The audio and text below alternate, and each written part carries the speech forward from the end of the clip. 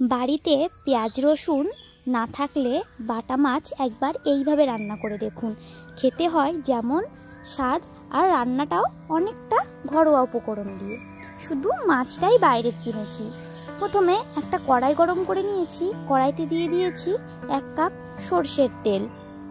এখানে রান্নাটা সাদা তেল দিয়েও করা যাবে। এবার সর্ষের তেলটাকে একটু নাড়াচাড়া করে নিচ্ছি যাতে সর্ষের তেলটা একটু জলদি জলদি গরম হয়। এইবার এখানে আমি বাটা মাছ লবণ হলুদ মাখিয়ে তেলে দিয়ে দিয়েছি। এখানে এক এক করে আমি সব কয়টা বাটা মাছ তেলে দিয়ে দেব। বাটা মাছগুলো ভাজা হওয়ার জন্য রেখে দিয়েছিলাম। এক পাশটা ভাজা হয়ে গেছে, এখন উল্টে দিচ্ছি অন্য পাশটা ভাজা হওয়ার জন্য।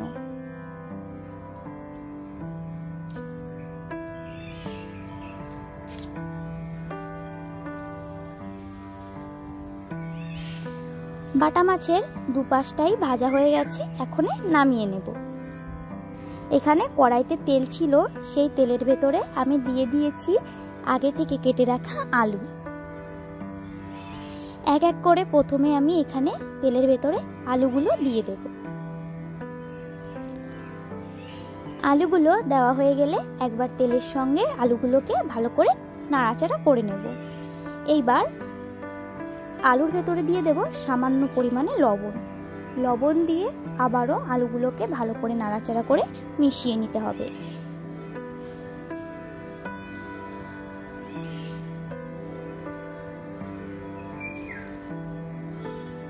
আলুগুলোকে নাড়াচাড়া করতে করতে লাল লাল করে ভেজে নিতে হবে।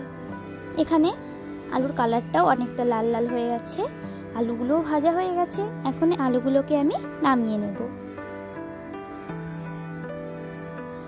আলুগুলো নামানো হয়ে গেছে, কড়াইতে তেল ছিল, সেই তেলের ভেতরে দিয়ে দেব ফোড়নে সামান্য পরিমাণে জিরে, একটা শুকনো লঙ্কা 2 টুকরো করে দিয়েছি, 1 চামচ জিরে বাটা, 1/2 চামচ আদা বাটা দিয়েছি।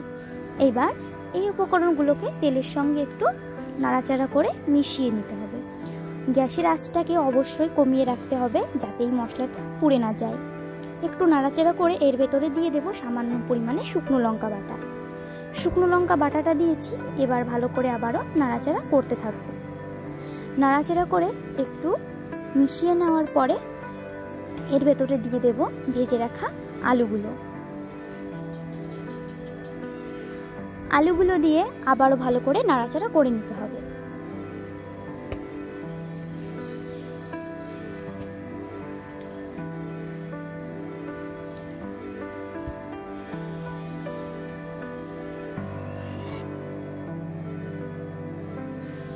এইবার আলুগুলোর ভেতরে দিয়ে দেব সামান্য পরিমাণে হলুদ আর সামান্য পরিমাণে লবণ।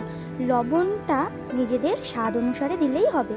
অনেকে আছে লবণ খেতে বেশি খেতে পছন্দ করে, অনেকে আছে লবণ কম খেতে পছন্দ করে। ওই জন্য লবণটা নিজেদের স্বাদ মতন দিলেই চলবে, আর ঝালটাও নিজেদের স্বাদ মতন দিলেই চলবে। এবার লবণ হলুদ দিয়ে আলুটাকে ভালো করে মশলার সঙ্গে কষিয়ে নিতে হবে।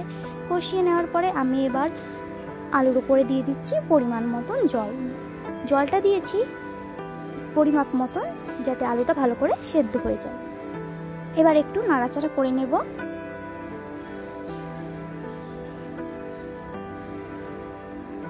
নাড়াচাড়া করে এর ভেতরে দিয়ে দেব একটা টমেটো, 4 পিস করে আমি 4 টুকরো করে কেটেছি, সেই টুকরো করা টমেটোটা দিয়ে দেব। টমেটো দিয়ে আবারও নাড়াচাড়া করে নেব। নাড়াচাড়া করে রেখে দিয়েছিলাম জাল হওয়ার জন্য, জাল হতে শুরু করে দিয়েছে। এবার এর ভেতরে দিয়ে দেব বাটা মাছগুলো। বাটা মাছগুলো দিয়ে আবারও একবার ভালো করে নাড়াচাড়া করে নিতে হবে।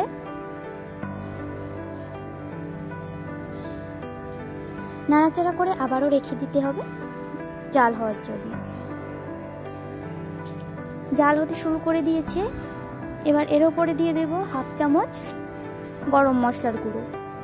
গরম মশলার গুঁড়ো দিয়ে আবারও ভালো করে নাড়াচাড়া করে রেখে দেব। আবারও গরম মশলাটা দিয়ে 5 মিনিট মতন জাল করে নিতে হবে।